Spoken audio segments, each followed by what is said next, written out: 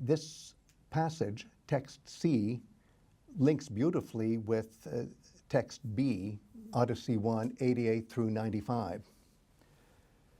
So after Athena intervenes in the plot by going from Olympus to Ithaca, she gets the job done, which was to put menos into the thinking or feeling of Telemachus.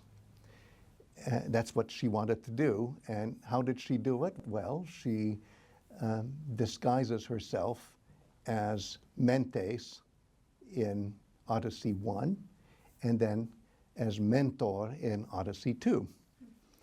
And here we have the moment where mission accomplished. Athena has now succeeded in putting menos into the thinking or feeling of Telemachus.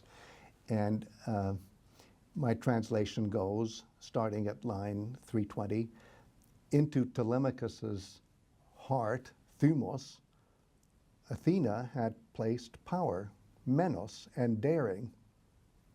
And she had mentally connected, hup-e-mnē-sen is the original Greek, mentally connected him with his father even more than before. I can never get over this. I just love the fact that the syntax of what we hear in this passage, where Athena mentally connects Telemachus to his father, is equated with putting menos into the insides, the breathing of Telemachus, physical inspiration.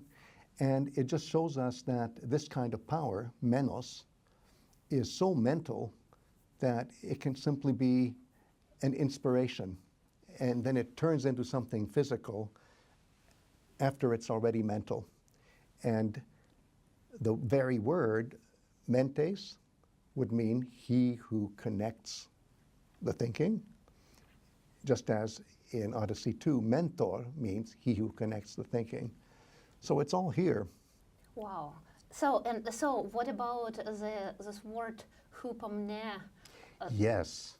The root, mne, is actually the same root that we see in menos. So linguistically, it all comes together as well. Syntactically, linguistically, every which way.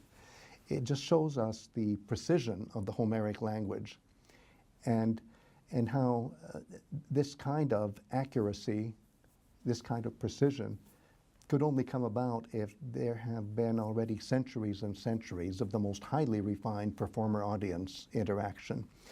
There I go again. I said audience. I'm really trying to stop myself from saying audience and say group, a performance group, because everybody participates, even those who are not virtuoso types. But anyway, this part of the plot really spells out what the role of Athena was in the plot, even if she accomplished her mission indirectly by pretending to be a dear friend of the family, a friend of Odysseus, who is a well-meaning uncle figure. And if at first you don't succeed, you try again. Well, you succeed both times here. First she does it as Mentēs, then she does it as Mentōr, meaning the same thing. So Athena is in some way also doing it for the group? Oh, how wonderful. I love the way you said that, because I think of the fact that when, let's say, the Odyssey was performed in Athens, we have bits and pieces of evidence that show that on the occasion of these massive performances, the priestess of Athena would actually have the seat of honor, and she would come in, and I can just imagine everybody standing when the priestess of Athena comes in, and when she sits down, the idea is that Athena herself is present at the performance, so that the intervention of Athena in the plot, while everybody's listening to the Odyssey, and there's the priestess sitting there as the number one person in the group. And in the mentality of Greek myth ritual systems, of course, when a priest or priestess is participating in a ritual event, during the ritual event, the priest or priestess is the respective god or goddess. So I love the idea that the mental connection is not just for the clueless Telemachus, because he really is the perfect example of a nēpios, of a disconnected person at the beginning of the Odyssey. It's not just Telemachus who gets reconnected with the model of ancestral teachings of what it is to be intellectually and morally and emotionally sound. The whole group, the community, gets that same communication, that same mental communication. And how appropriate for Athena, who is, after all, the goddess of intelligence. I wish we had a better word to use in situations like this than intelligence.